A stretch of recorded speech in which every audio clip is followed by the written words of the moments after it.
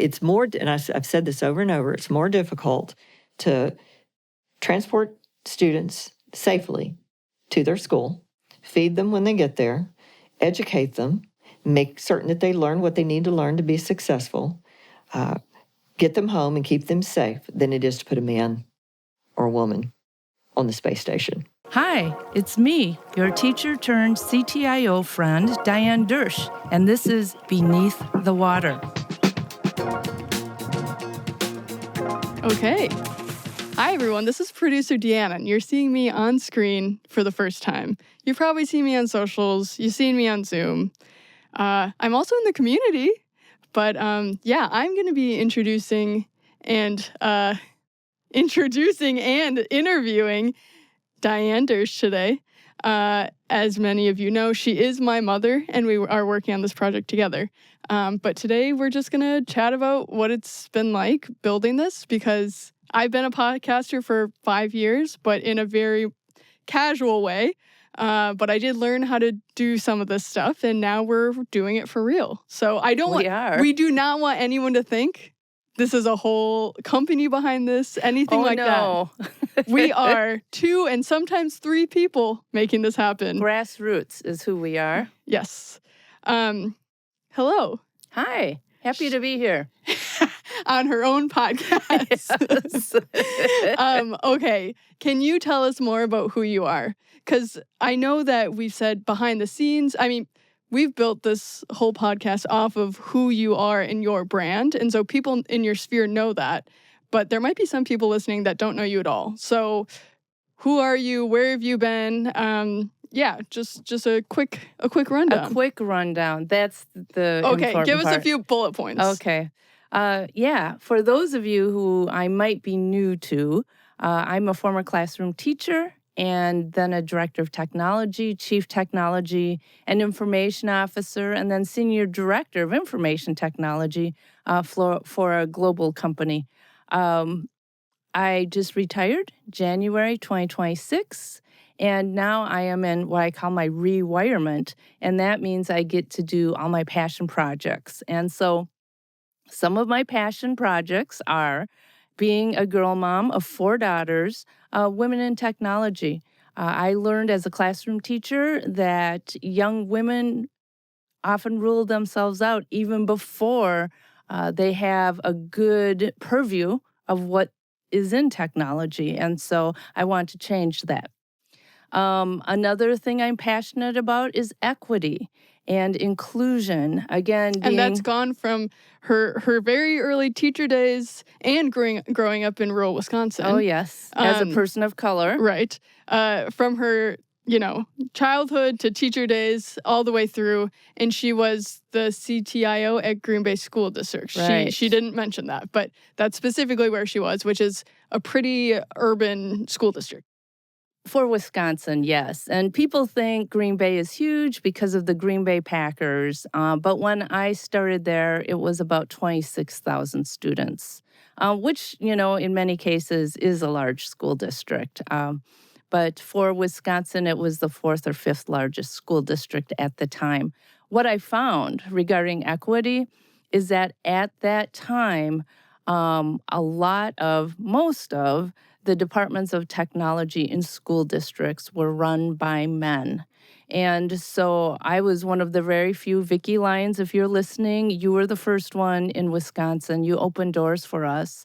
And I feel that once you stepped through the door, I was able to step through the door. And because of that, many others in Wisconsin were able to step through the door. And not only locally, but nationally. When I became a board member of COSN, again, there are female CTOs out there, but our COSN reports have shown consistently about 23 to 26% of CTOs in school districts are women. And that number you said in that first episode is going down, correct? It is going down, unfortunately. It seems like as our female CTOs retire, they either get replaced by men or the position is eliminated. And many will say, well, there aren't female candidates. They're not applying. Sure. And so it's a vicious circle. And we need to all work together to change that. Yes, and we all know a lot of that, like women in tech and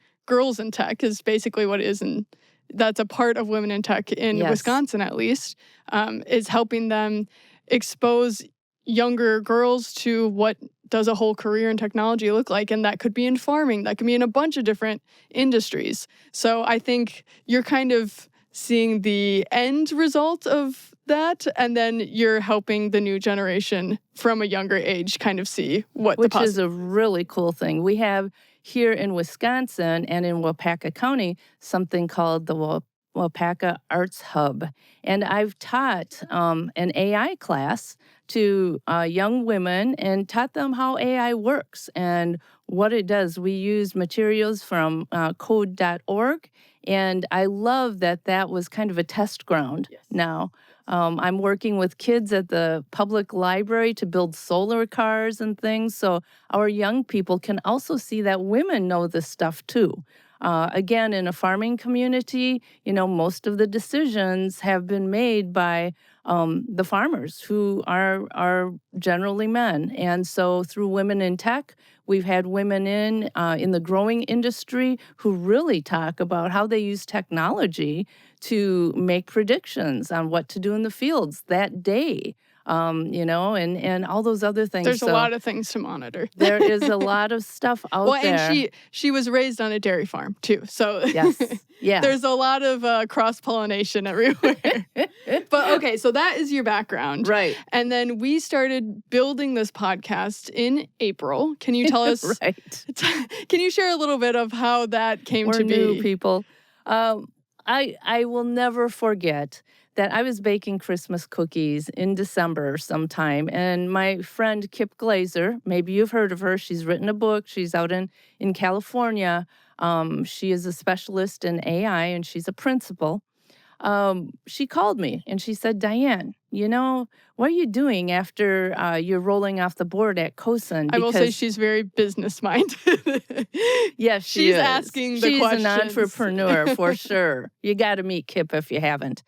But she said, Diane, what are you doing after you roll off the board at COSN? Because really, you've got so much stuff you still need to share that I think you need to think about an avenue in which to do that. And then she said, what about a podcast?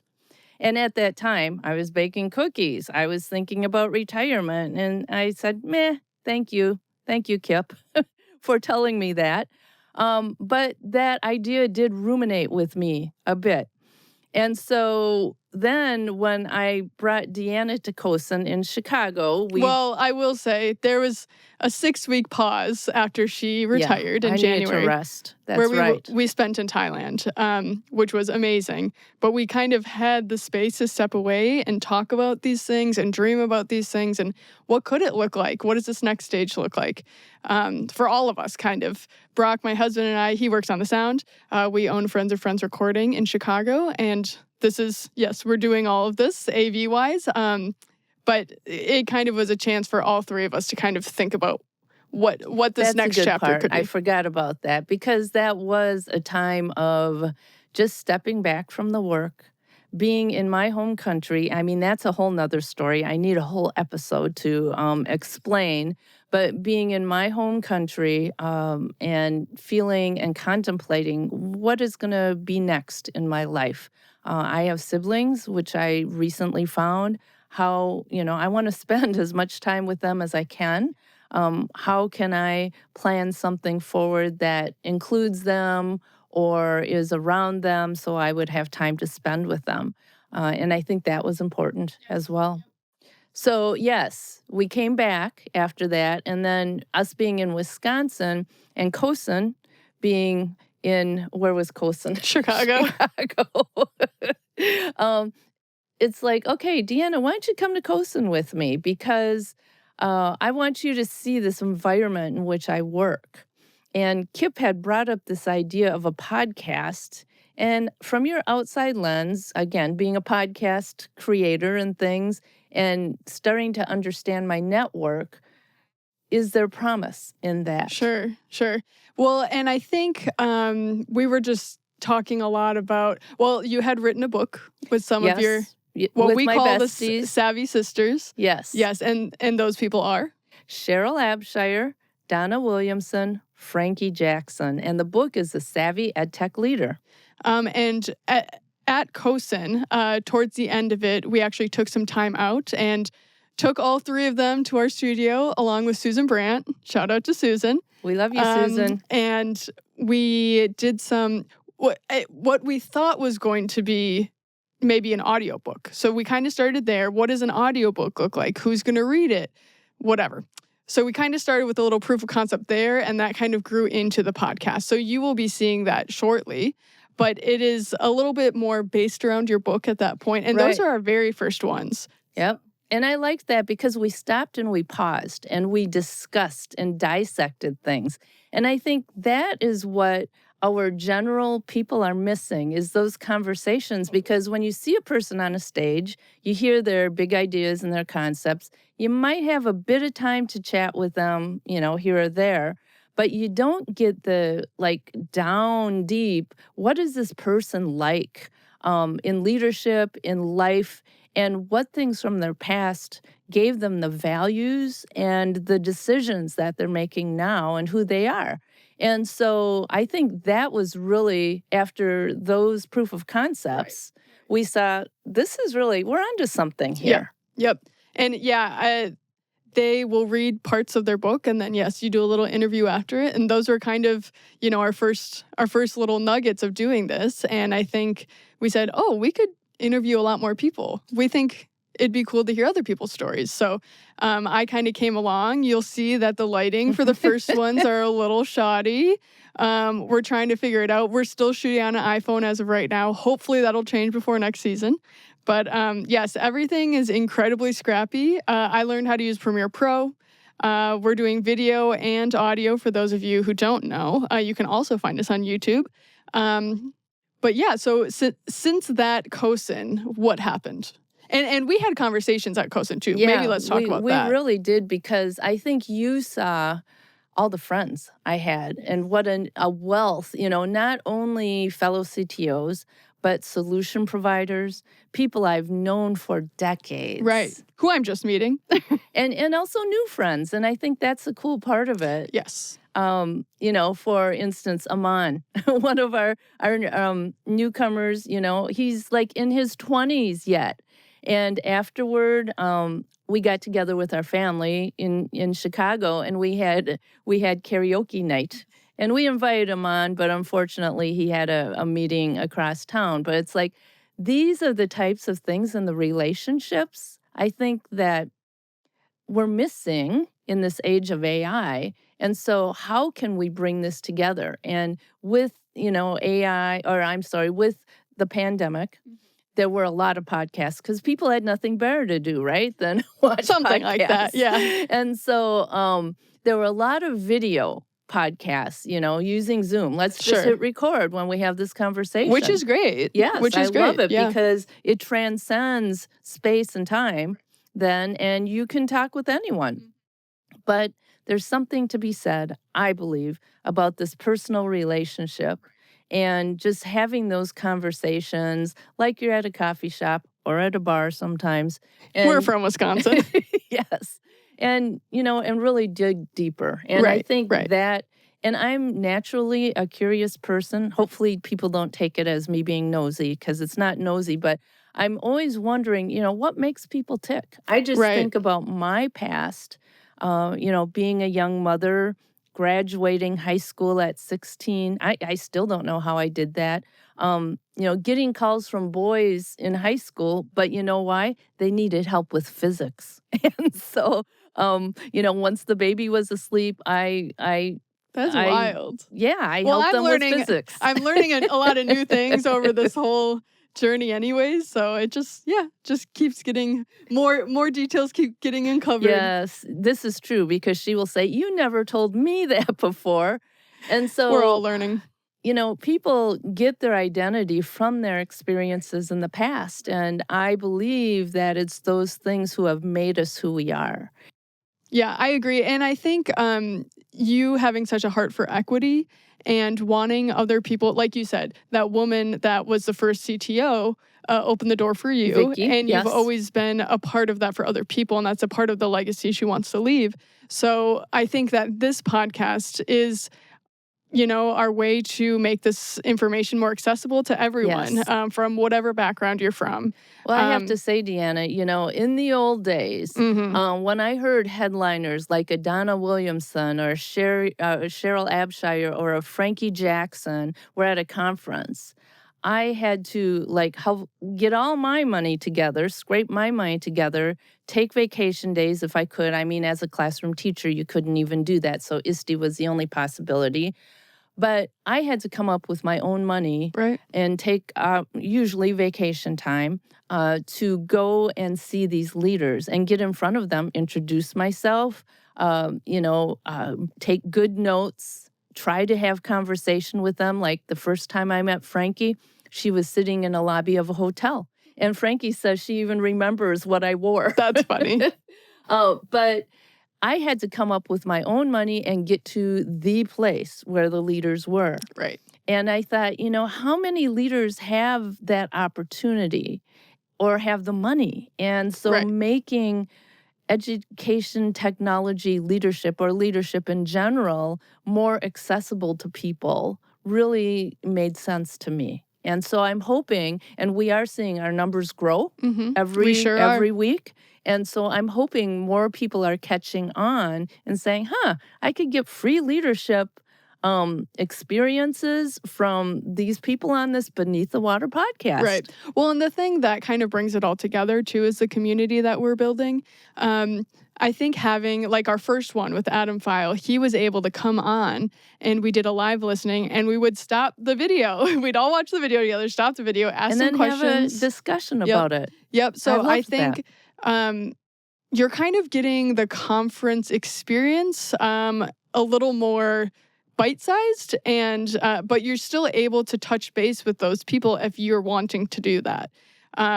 It is a really crazy time of year. Right now. We know that our leaders are busy, and we also know there are frustrations that come with it. I've asked in the community, what do you need?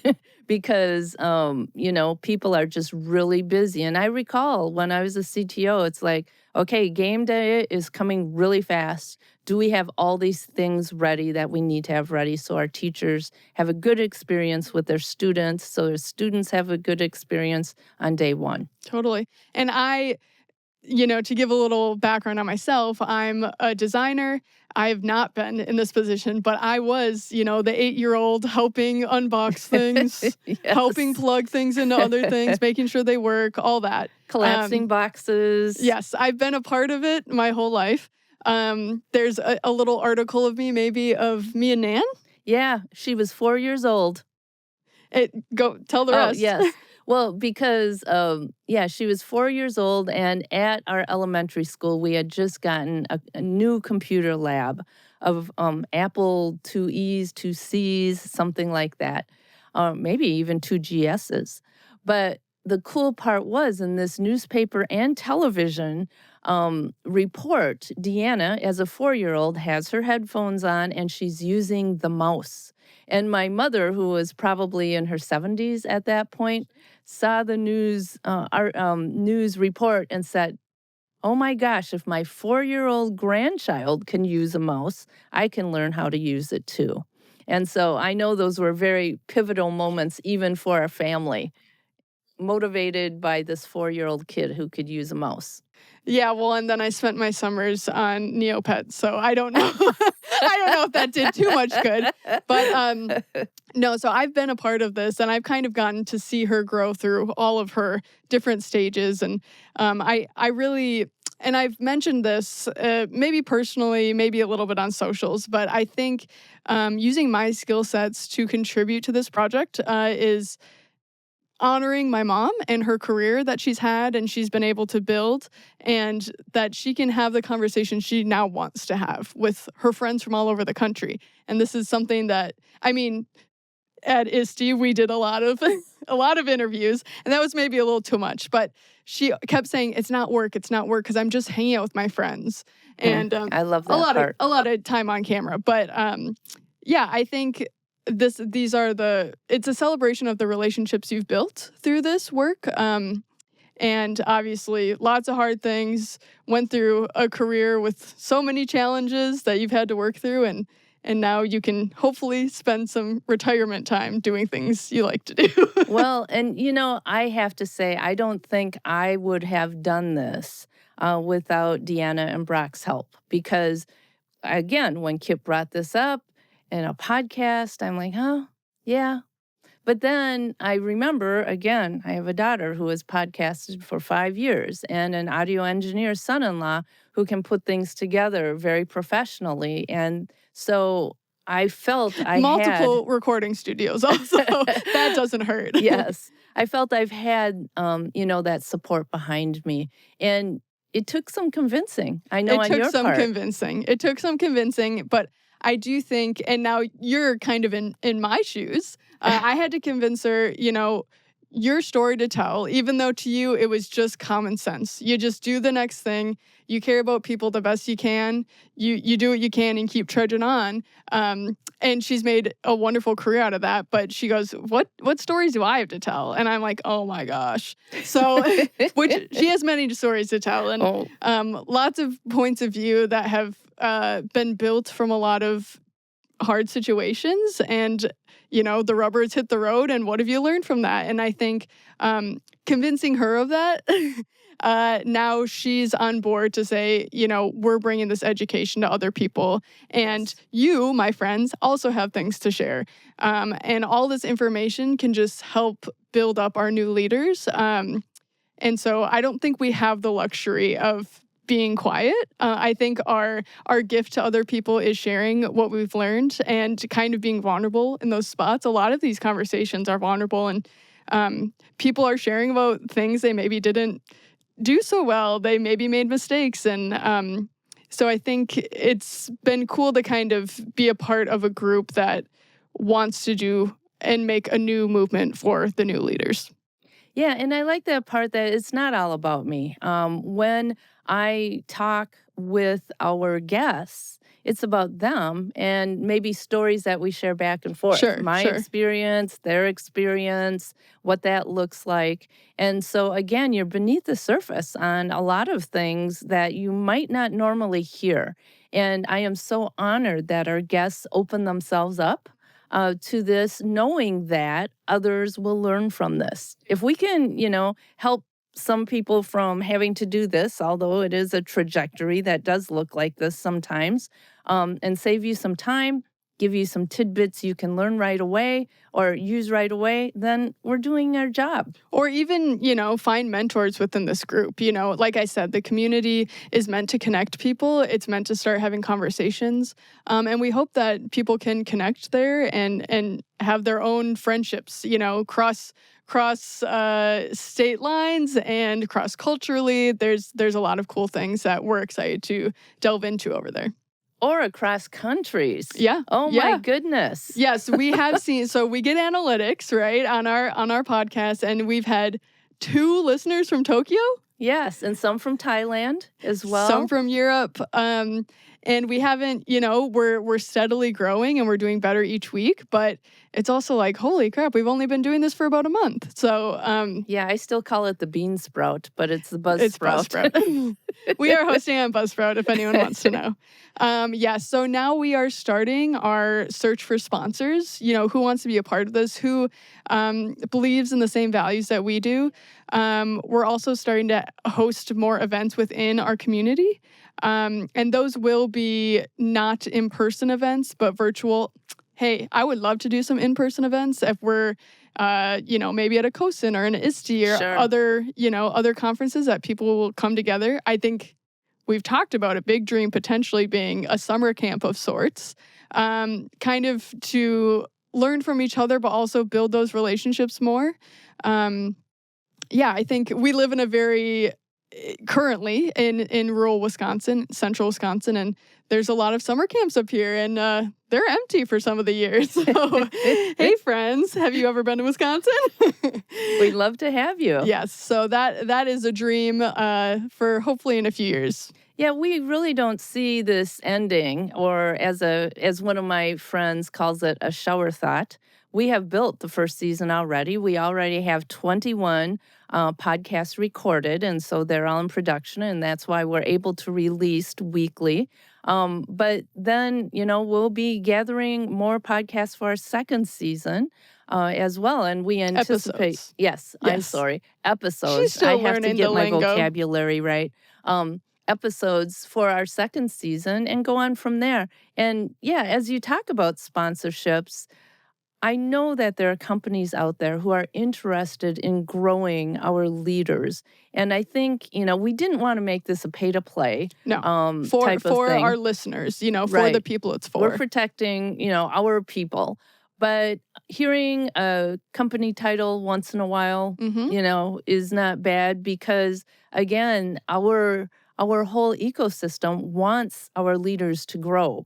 And so if they can invest in Right. something like that, I Right. think, a partnership in growth is exponential Yeah, as we I move agree. forward. I agree. And I think right now we're focused on EdTech and we'll continue with that, especially because it's a very specific niche. And so I think we'll stay within the EdTech world for now. But we also have, we're kind of holding this with, open hands to say, if this turns into something else, if it evolves into something else over time, we'll take you guys with us and we'll make those decisions together. But for right now, this is what we see the community needs, and this is what we're doing to solve it. So if you or your company or anyone would like to help invest in young leaders, bring more equity to the space, please let us know. We'd love to work together.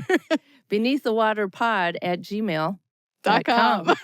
And maybe in the future we'll have our own domain, but hey, we're scrappy now. We're just doing what we can. We are doing what we can. Would you like to share anything that surprised you about doing this so far? Yeah, I want to shed some light on our founding moderators. Yeah. Because, and I actually took some ribbing online because of this. I said, hey, I'm thinking about starting a podcast. What do y'all think? And somebody wrote back, we have enough EdTech podcasts. We don't need any more. But as DeAnna and I talked about it, what we have also grown is a community. And that community is people, who are there to help each other. And so we talked about building an online community. So we not only have the podcast, but there's that discussion afterwards. Maybe there's a wondering, or maybe there's like, oh, that really resonated what Pete just said about blah, blah, blah. Or reminds me of an issue we just had in our district, and this is what we did. And I wish I could have done this other thing. Right. Or someone help me with something that's happening right now. Yes, all those things and more. And so I thought, okay, wouldn't it be great to have a community, online community where people could go and feel connected to others? And so I thought about it and thought about, in what stage of my career would I have liked that? And I did have opportunities early on in my career that I thought were good, and they helped me grow. And unfortunately, these young leaders are at the busiest point in their career that they will be in, because they're establishing their career. But I reached out to some and I asked them, we said, let's just ask. And I said, would you be interested in being a founding moderator? This is what it's about. You'll be part of a community. And even if you could just come in once a week and comment on things that people have written and support people. We're going to give you the weekend off. We'll moderate, or maybe even just take a break over the weekend because we want to model, self-care. And it's so interesting that I put that call out to a bunch of people and they all answered. Some said, I'm too busy at this point, and I totally get it. And I was very upfront with that. Yes. I said, it will be no more than X hours a week or X hours a month. And I'm sorry, I can't pay you. And I hope one day we'll all be paid. This is true. But I love that they said, hey, this sounds like a really good idea. I would love to be part of it and sign me up. So we had our first moderator meeting last month, and because I had to call it kind of short notice, we didn't have everybody. But we're going to meet again this month, and we'll meet on a Zoom at least once a month to plan, to commiserate, to support one another, and to plan, to say, okay, what do people at your stage need? How can we work together to build something? Yeah, a lot of people have entry-level people underneath them. What are you seeing they might need, you know?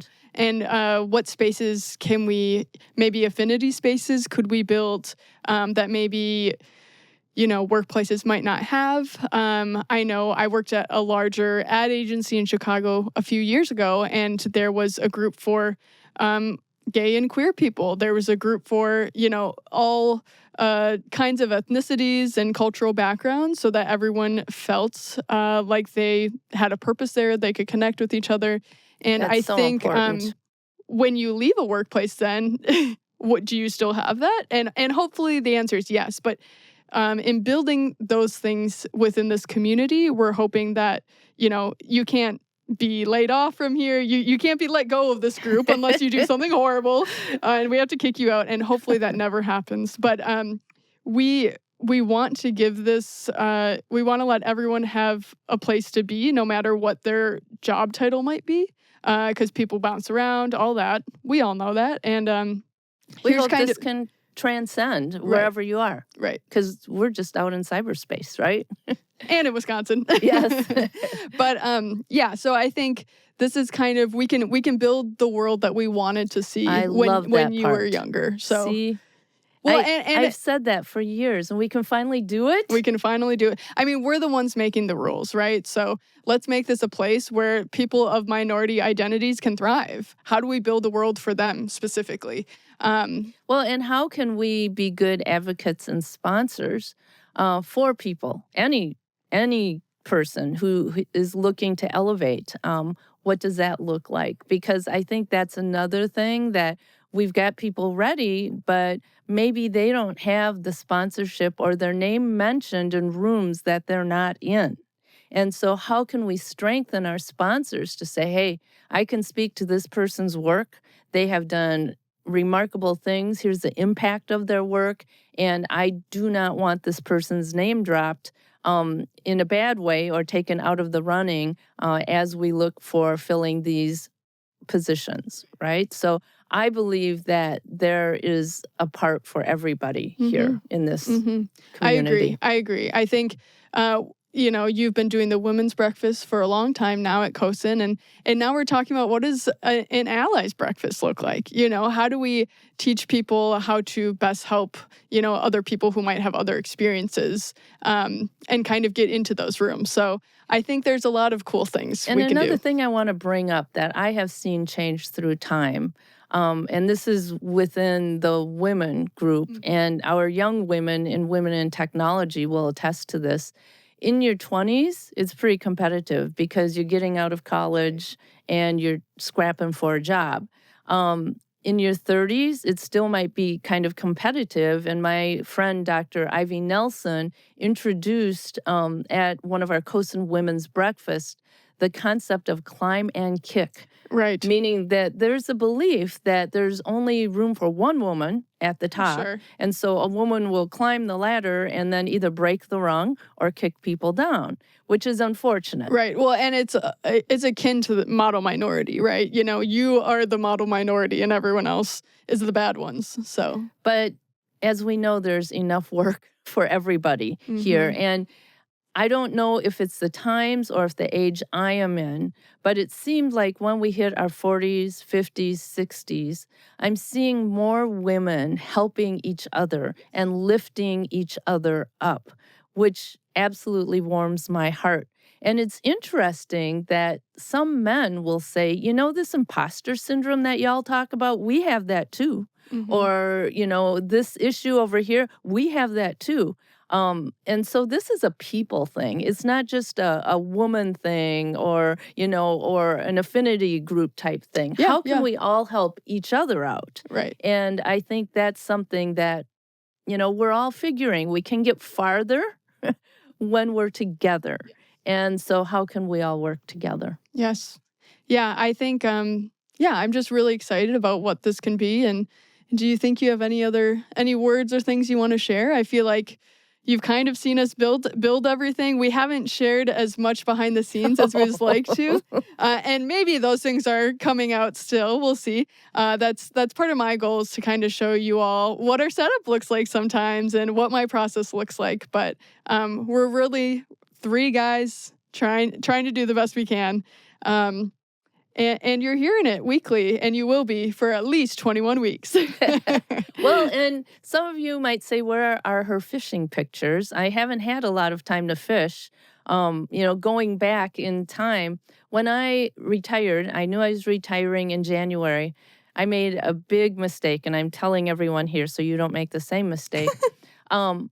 It's like, oh, what am I going to do when I retire? And then I had these offers for the summer, and I kept saying yes to everything. And unfortunately, I did not really keep track of things on my calendar. And so in the spring, when I looked at my calendar, I was traveling every day or every week in all of June and all of July. And so that's the lesson. It's like, keep track of your calendar, because I have now purchased a wall-size calendar that shows the whole year. And I have all my, confirmed engagements on it, so that I am sure I don't overbook. And then also I have a blue Post-it that shows family and friend events. And I need to make sure I've got enough blue Post-its every month, because, that's what you do. We want to have a life of rewirement, which means balance. And I haven't had that. So I'm readily admitting that now. We hope it'll be better soon. Yes, as time goes on, here we are in the month of August. And so I'm hoping that now I can start a new normal and rewirement in reality. And so follow along, because you also hear about that stuff. It can be messy. Well, and the fishing pictures too. Yes. And we haven't shared all too much, but yes, Beneath the Water is a reference, yes, to, let's look behind the scenes in this leadership, in this person's leadership, but it's also, she's a fisher woman, and she's referencing her life as a fisher person that you all know her as. So you might see that on LinkedIn, you might see it on our Instagram. We'll do more of that too. And it's more of a reminder to take time for yourself. Yes. Nature has a lot to offer. And so anytime you need balance or things, just taking time for yourself. And I have to say, through the years, people have stopped me in hallways, maybe even people I do not know personally, and they say, thanks for posting those fishing pictures. So I'm going to keep doing it. I guess my kids rolled their eyes when I started doing it, but now it's just a way of life. She's built a personal brand. We can all say that. Yes. Well, I think that's it for our rundown. What do you think? Yeah, we're just happy that you're listening, that you're part of this. We always appreciate feedback. And so joining our community, and we'll deliver that link so you can join our community, will be very helpful. And please leave a 5-star review. And if you want to write some words in there about how funny and nice we are, that would help too. The written reviews are always nice. And if you can't do that, at least a 5 stars would be great. And yeah, this whole SEO thing, which is search engine optimization, again, learning from kids, is a big deal. And so the more you can share this or recommend it or repost things is really going to be helpful. And I have to say, you have a part of this. Let us know what you would like to see, what you'd like to hear, whether you would want to be a guest. We're doing things right now 100% face-to-face, but who knows how this may work in the future. And we're traveling around the country quite a bit in the next year, too. So maybe we can carve things out around there. But yeah, I think that's good, yeah? Yeah. It's for you, with you, and we're just the catalyst to make things happen. Yes. Thanks so much for listening. And I think next is... Well, and there's some really large trucks outside going past. Main Street, Iola, Wisconsin, people. Yes, but I think Frankie's interview is up next. and you'll see kind of where it all began. Yes. All right. Bye-bye. See ya. Well, I tell you, here we are with Frankie Jackson. I recall, I don't even know what COSN conference it was when I first met Frankie Jackson.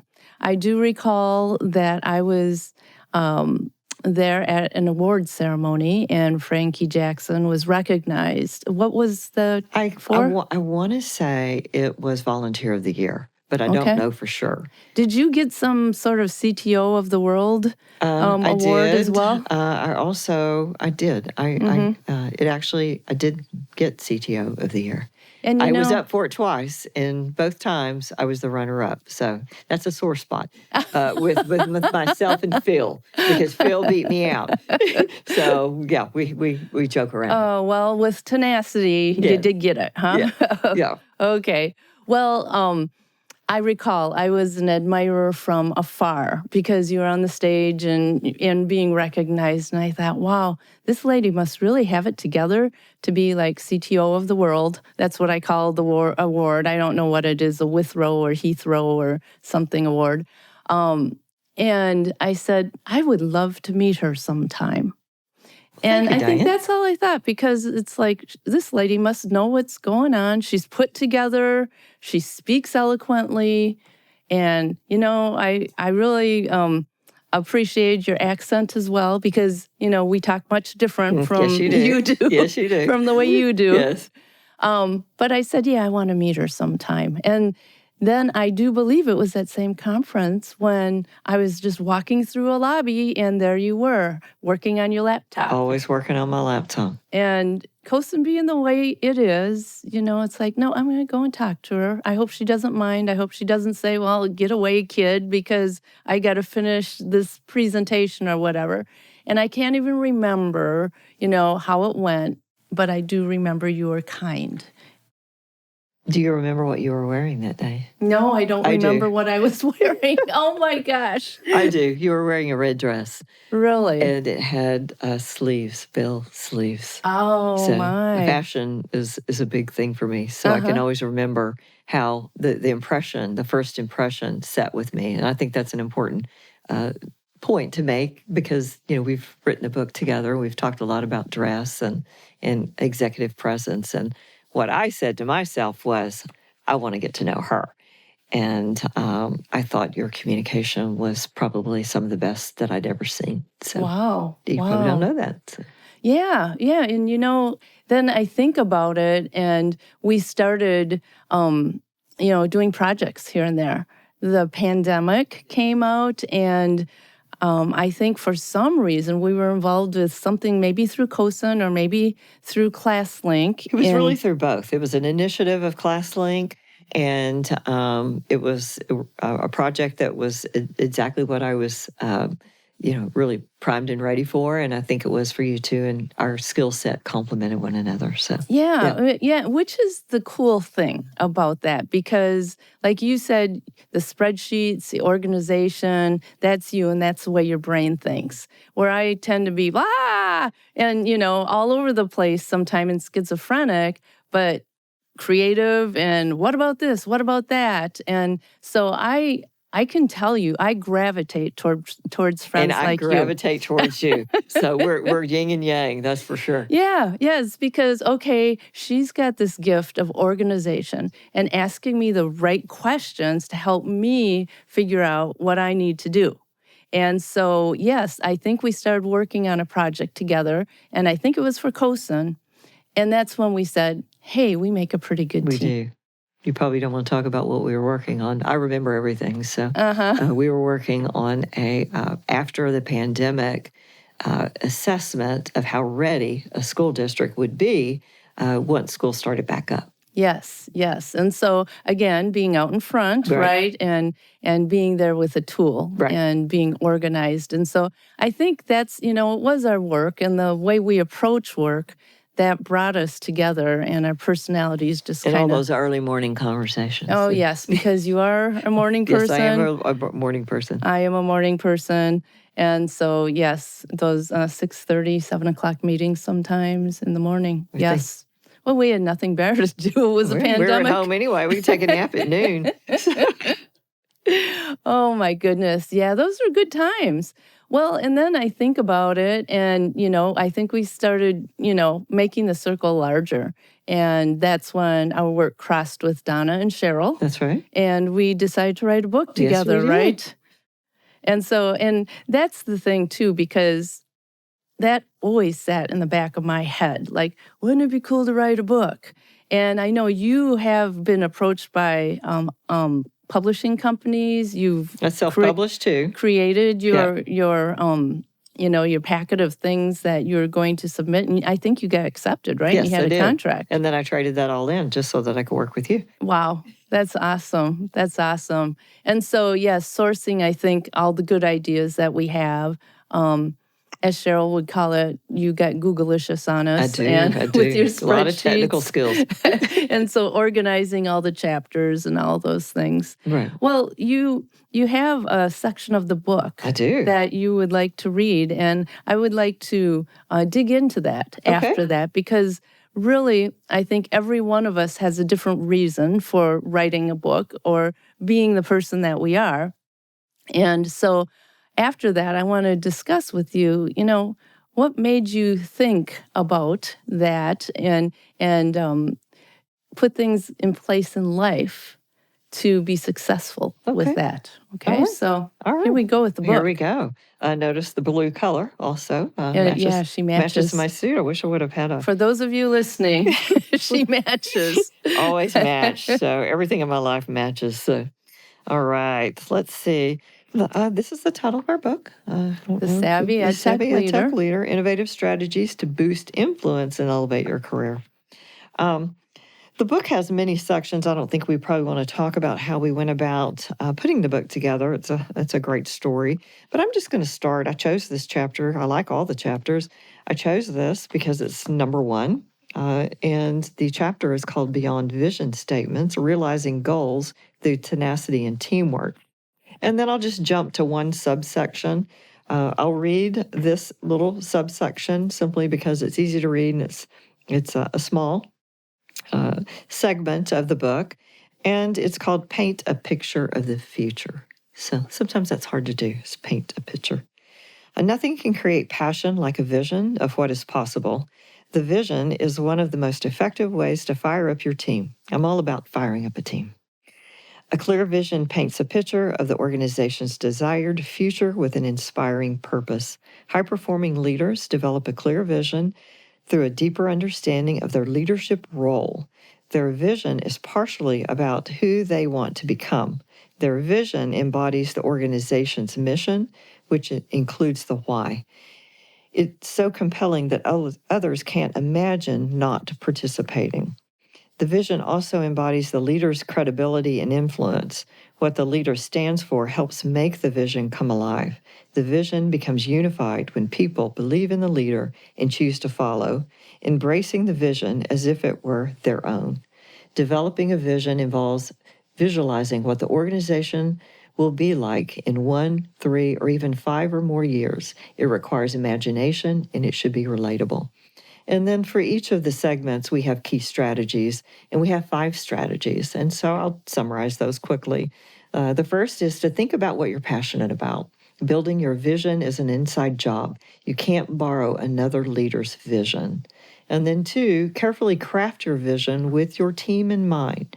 How do you expect others to follow if your ideas aren't clear? Don't expect others to do this for you. You're the leader. Be emotional about your vision. Let your vision be the energy that builds the momentum.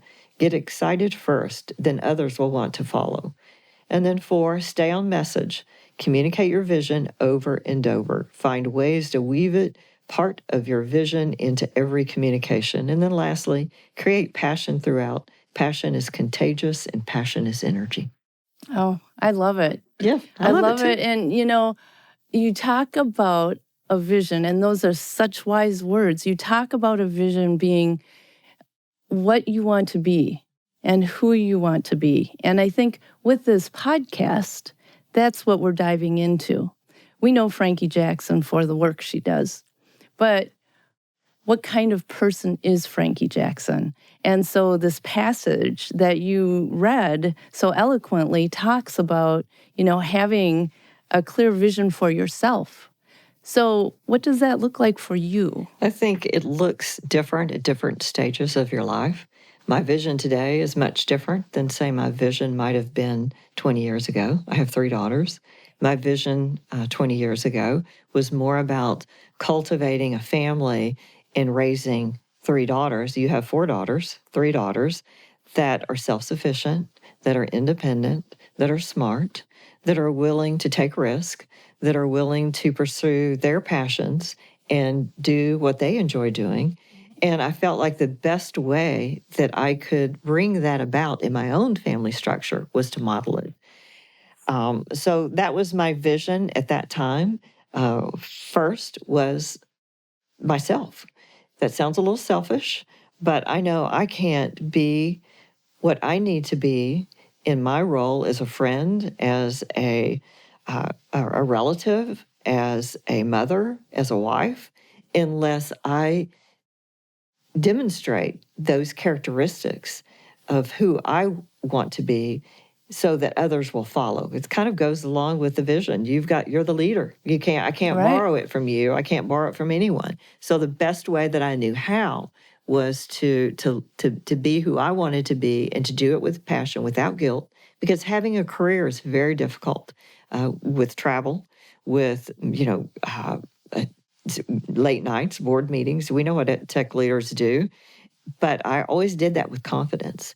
And I did it because I wanted my family, especially my 3 daughters, to see that confidence and say, you know what, she's doing a great job and she's doing what she likes to do. Now, fast forward where we are today.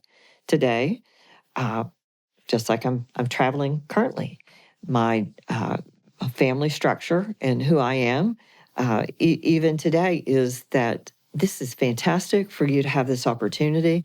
And so it's cultivated this entire strategy of me continuing to do what I'm passionate about and my family being very accepting of it. As a matter of fact, one of my daughters just recently said within the last week, I'm so inspired to see you achieve your dreams and to continue to do the things that you like to do, which include work, but includes a lot of other things. So I think the vision that I have with my family certainly is different from the vision that I might have with my career. But I'm very clear as to where I see my career, where I see myself in this world. And you're right.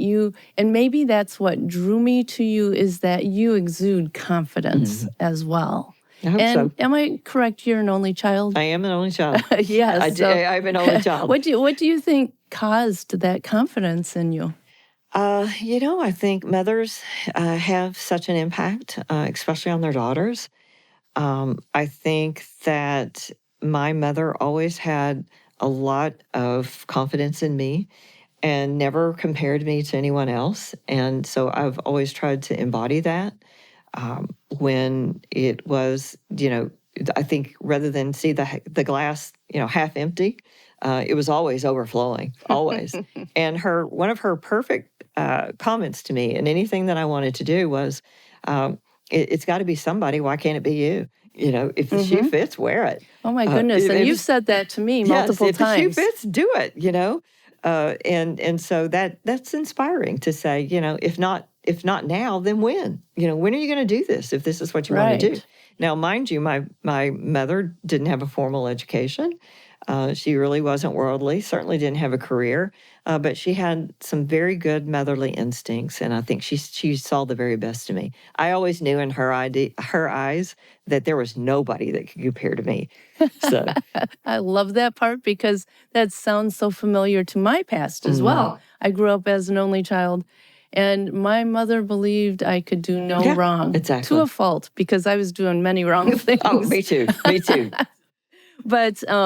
But still, always that vote of confidence that yes, you can do this. I can do this. And I shouldn't tell you. Diane is, and so she always had that confidence in me, probably even when I didn't have it in myself. So that is something, I look at your 3 very successful daughters, and I've got to figure that, that part of that success is because of their mother's confidence Thank you. in them. Very proud.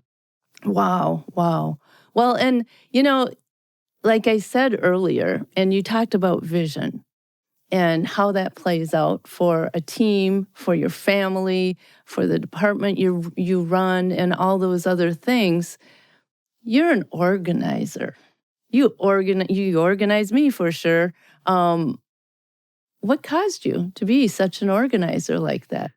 I think some of it is innate, maybe intrinsic, but I do believe that it's a skill, and maybe it's an attitude.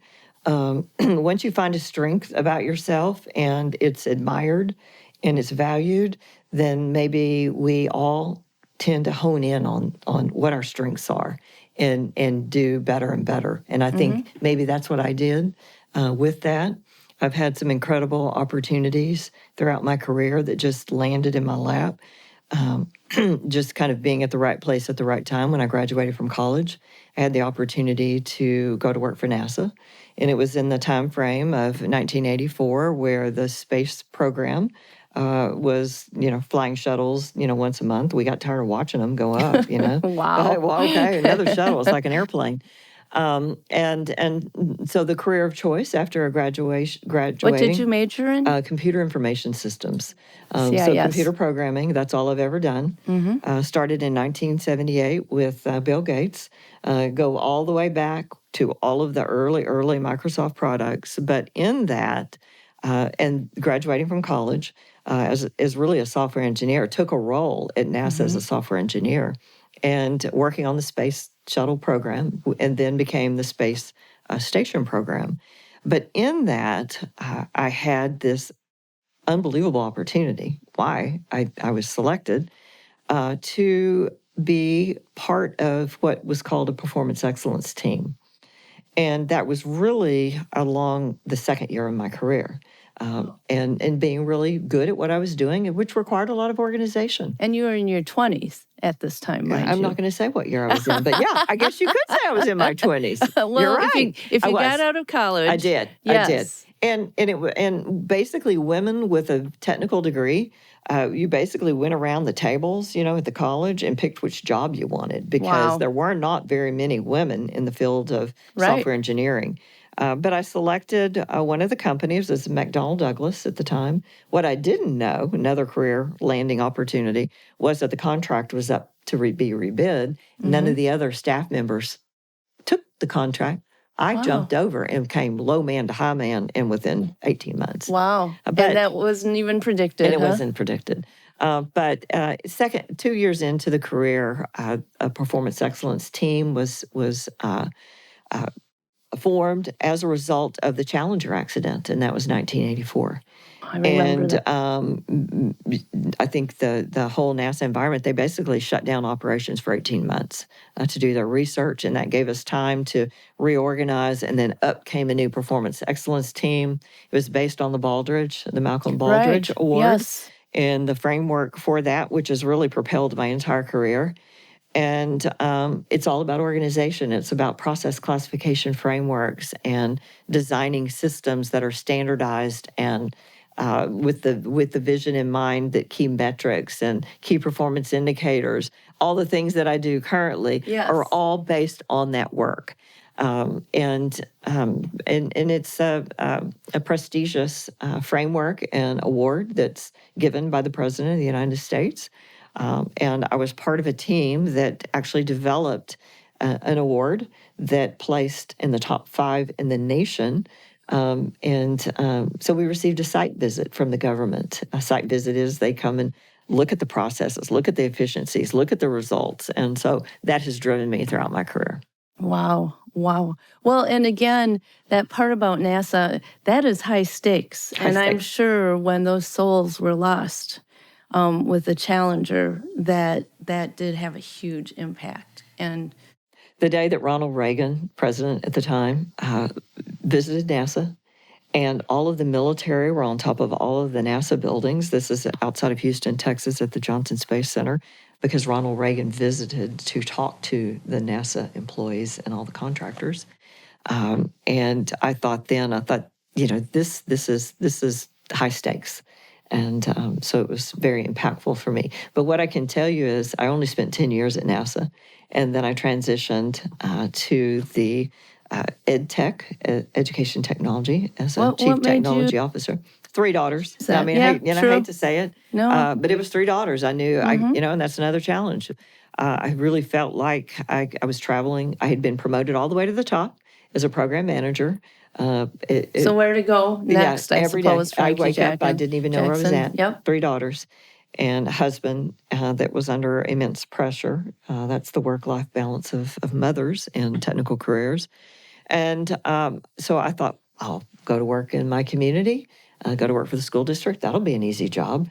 I can do this with my eyes closed. But it's more, and I've said this over and over, it's more difficult to transport students safely to their school, feed them when they get there, educate them, make certain that they learn what they need to learn to be successful, get them home and keep them safe than it is to put a man or a woman on the space station. You talk about high stakes. Yes. That is high stakes. And so don't ever, I could never compare the responsibility of working in the NASA environment as compared to being in the Chief Technology Officer role, being in charge of building automation systems, internet protection, data privacy, grades, cybersecurity. That is so right up your alley. Rostering. Right? Yep. All of the things that are required in order for a school system to be efficient and to work effectively. Wow. Well, and that is a lot of things. Did you carry things through from NASA? My entire career is based on all of those concepts that I learned in those early days of my career. Everything. Everything. And do you think that was beneficial to you when you interviewed for that position? When I interviewed for the position, the superintendent that hired me told me there were a lot of candidates, and I was very young for the position. I was the youngest director that had ever been hired, then Chief Technology Officer, after really the title changed for that school system. And the message was that we hired you for a reason. What we want at our district, school district, is world-class quality. And we think you have the skills to bring those same concepts to K-12 education as you have witnessed and been involved with in the Johnson Space Center at NASA. And we don't want you to change anything about you. You're going to get a lot of pushback. And this is not the way we have done business in the past in education, but this is the direction that we're moving. And no matter how hard it gets, we want you to continue to be who you are and to do the same things that you've done in your past career here. And that's exactly what I did. So you did not let up one bit. Not one bit. And you kept the standards as you moved forward. Did you get pushback I got a lot of pushback. There was one gentleman that did not talk to me for 2 years. He wanted the job and he didn't get the job. And but we became friends over the years. But we talk about setting high performance expectations, accountability, documentation. All of those things in the book that we talk about are all encapsulated in this attitude of performance excellence. We may not call it that from a systems perspective, though we've written about it from our website and our blogging. It doesn't shine through in the book, but everything in the book that I was part of was based on a lot of the key concepts: harmony within the team, working together with a purpose, with a mission of excelling in world-class quality. Even in the visioning statements, the visioning statement was become a world-class technology services system for students at the district that I worked at. And so when you say world-class, it truly world-class. was world-class. And I'm talking at the highest level of world-class. Right. Well, and I think, again, that's that proven track record, right, that you brought forward into a new environment.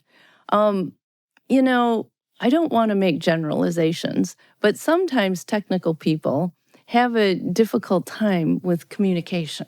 Very difficult. And so what do you think has been your secret sauce in helping to see your vision through? I think just the general desire of wanting to do a good job. I was brought up that, whatever job we take, whether it be a sweeping streets, whatever that job is, you took the job, you do the job to the very best of your ability, and you don't complain about it. That was the attitude that I was brought up in, and so that carried over. But I do think that just this whole idea of being passionate about what you do, to know the impact that we have as EdTech leaders. We basically are the key that starts up the entire school district every morning. I remember, I joke about this, but I remember one morning going to work and I was a few minutes late and everybody was coming out and I thought there was a fire drill. And I said, where's everybody going? They said, well, all the computer systems are down. We're just going home for the day. Oh, my. And I was like, well, what did you do 20 years ago? Can't you file? Well, they don't file. Nobody does anything. Everything is in the cloud. There's not much you can do. So Right. it's a high stakes system. It really is. Well, and you talked about that at NASA, Yeah. right? And you have said many times, and it's in the book too, be so good they can't ignore you. Can't ignore you for sure. And that is a Frankie Jackson stamp, I think, that I carry through.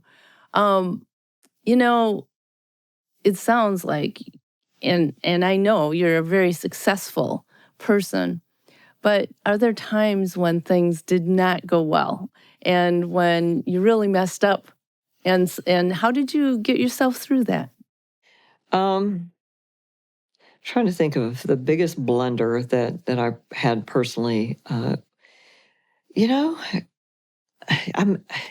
made a high stake financial calculation error in a formula and took a proposal to the board that was far less than what it was actually going to cost to actually be successful at implementing the technology that I view it as promised. That's my word. I'd given my word that we would be able to deliver a technology implementation, and I had a wrong number, a very easy mistake to overlook. Nobody caught it. My boss, and he later and still is a mentor, told me, I'm not going to bring the error to the school board, but I expect you to fix it. And that was a huge lesson. And the tactic that I used was, got back to my desk and said, think outside of the box. We talk a lot about that. Creative innovation. Found donors that donated the technology systems that I needed, I hate to say, to patch it up and make it work. And we paid for that mistake. My whole team paid for the mistake. But it didn't cost the district any additional funds.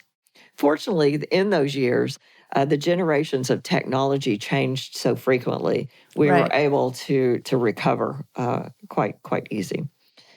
The other was buying, we work on the leading edge. My vision in the last, say, 5 years of my career was for there never to be 1 minute of downtime, not 1 minute. So we bought this very sophisticated system. It was kind of like a GPS. When you're using a GPS, there's a traffic jam, you go around. Same thing with a GPS of a dual connection.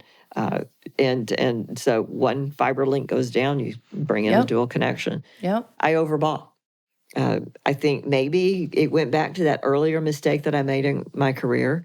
But we were on the leading edge. The strategic partner that was working with us, it was unintentional on their end. But when you have a stringent goal, like not 1 minute of downtime, we overbought. We were able to repurpose that technology, but that was another mistake. So I think there's two different examples that I can think of just off the cuff without even really considering it before you asked the question that shaped possibly the strategies that I used for purchasing technology. So yes, I heard, thinking outside the box to make those corrections. How do you fess up to that when, It's very and difficult. acknowledge that?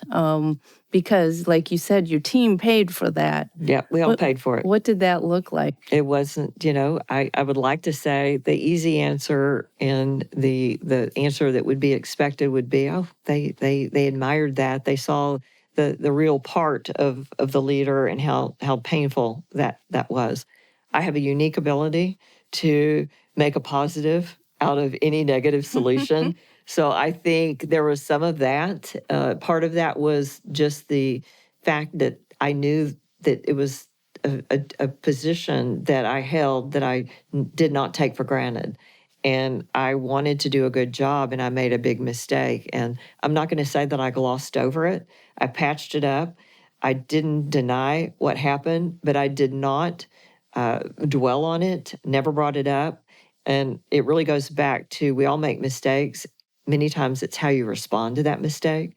So I You're moved right. on and didn't dwell on it and bring the energy level down, because a lot of leadership has to do with momentum. We talk about momentum in the book.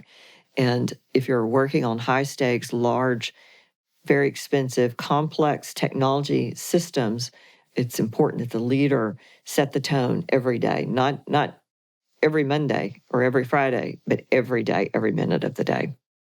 Yes, because I have seen the impact when a leader maybe loses it on the top end do it. and then everybody goes nutty, right? And so, yes, being able to help control that in a calm and reassuring manner.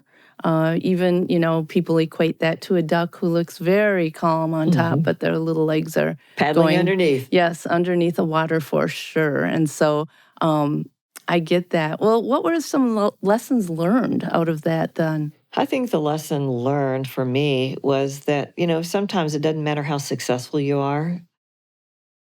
Experiencing an issue or a mistake or a failure brings you down a notch or two. And I think it gives us the opportunity to view others when they make a mistake, to have more compassion for them. And I think that helped me work with others, because I have had some issues in my career where I set too high of expectation for others.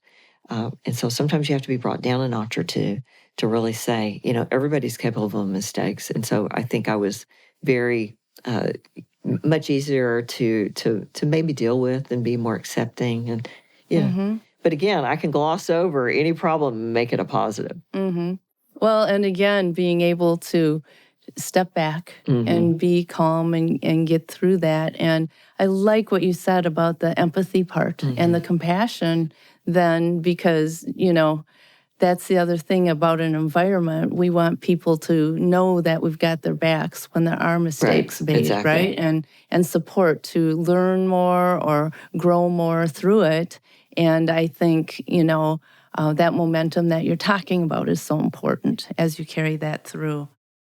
Well, I've learned a lot more about Frankie Jackson. I thought I knew, and I do know a lot about you, but it's these kinds of conversations, I think, that help our listeners understand more about why you are the person you are.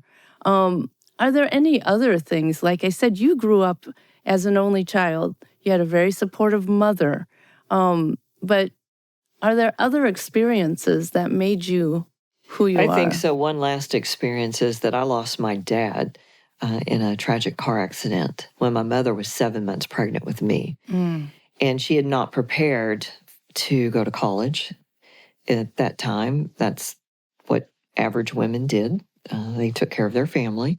And seeing her, I didn't know her at that time, but she was unable to drive. She was unable to really get a position of any kind where she could be self-sufficient. She ended up marrying a very stable person in the Air Force, a little bit older than her.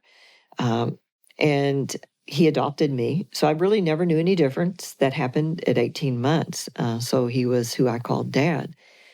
But throughout that experience, this is where it ties into where I am today and a lot of in the book, is that I was brought to believe that women needed to first make certain that they had a career, a way to be completely independent, because there's conditions outside of us that we can't control.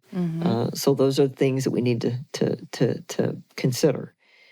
And so, that was taught to me at a very early age. The other was, I speak about my mother being very strong, and she was when it came to me and for me personally, but for herself, because of her situation, I felt like I always needed to stand up to be there to take care of her in a very successful financial way, emotionally as well, because she had suffered some tragedy. And I knew that she would need my help throughout her life, well, which she has. So I'm able to do that. Wow. Yeah, and I think we hear a lot about that in books I've read, about women leaders. There are times, especially when the leader's very young, where they've had to take care of themselves, they've had to take care of younger siblings, they've had to take care of their parents. And, sometimes, again, when we live in these high stakes things so early on in our life, it's like, well, we have a network problem. Doesn't seem that tragic. Exactly. Right? Because get out your pencil. Yes. Write stuff down. It will be all right. We will be all right. And so I think maybe that's one of those secret sauce things. We have young leaders out here who are finding their own, and they look at a Frankie Jackson and look at other people who are successful. And that's part of the reason I want to do this podcast. It's more than what we do. We do things because of things inside us that, our past, our experiences, and you have shared so many good and wonderful examples of how you have moved forward, given, the way your life is. And I absolutely love it. What last words of advice could you give to our leaders? I think from a technology leadership, whether it be director, executive director, CTO, CIO, is to enter into an organization with a system of leadership. That system, of course, for me, would be performance excellence. Very easy to follow. It's a national standard. A lot of documentation, a lot of books have been written about it. For education, I write about it, and there are some leaders that also write about it. So from a perspective, not to tout the performance excellence, I think it's more about embodying a system of leadership, whether that be the Certified Education Technology Leader program through COSN, whether it be the Deming quality management model, whether it be a Six Sigma. There's many of them out there, whether it be performance excellence. I think what I see in young leaders, that what comes to mind is drives me up the wall. I'm not going to say that I think they could improve upon is to have a system of getting their work done to the very best of their ability and to be consistent in the use of it rather than just being all over the place. Right. Here's my vision today. Here's my strategic plan for today. There's not built into it the sustainability piece of how are you going to measure the growth and how are you going to take care of the systems that are underlying through the workforce, through the operations, through the results from start to finish, through the customers, the teachers, the students. And so if you don't really have a framework that you can attach and really keep all of the processes in sync so that you can determine if you're improving, even at the most basic level, I think that's the one thing that I would share is rather than just go in on the first day of the job just because the gut feeling that this is what you need to do. I think each of us need to have a system of leadership, and that's, I think, what I would recommend.